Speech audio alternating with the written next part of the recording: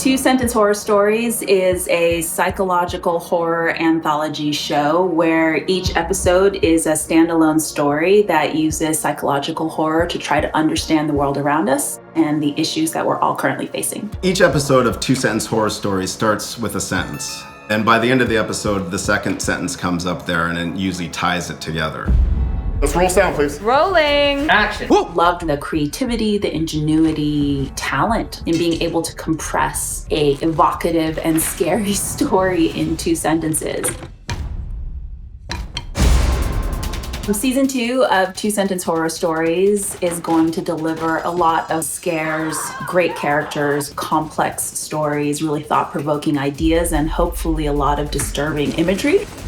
It's not necessarily horror for horror's sake. It's using the horror language to help inform the audience of what's going on. Give me your purse. It sort of plays with all the tropes and themes of the horror genre, and then it just flips it on its head. But it also touches on a lot of societal issues right now going on in today's life. The show really centers people that we don't get to see at the center of these stories. This is a dope thing to be out there because it's not really common in what we watch on television. Elsa, is everything okay? It's ELLIOT, remember? It's time for trans people to tell stories about trans history and trans lives. And I think that when these stories are authored by and controlled by those who are most impacted by the storytelling, we enter into a world of new creative possibility. They really try to cast members of different groups to make sure that it's not just all straight, white,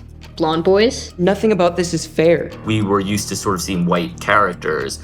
All those different backgrounds were all funneled through that white lens. Have you ever felt the pain you didn't think you'd survive?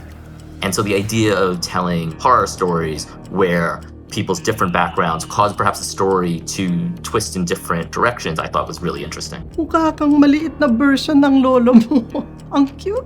I'd want viewers to be able to take a look at their own lives and see what kind of choices they're making for whatever reasons, and just making sure that their choices that are true to themselves, so they're not sacrificing too much of who they are just to fit in with social norms.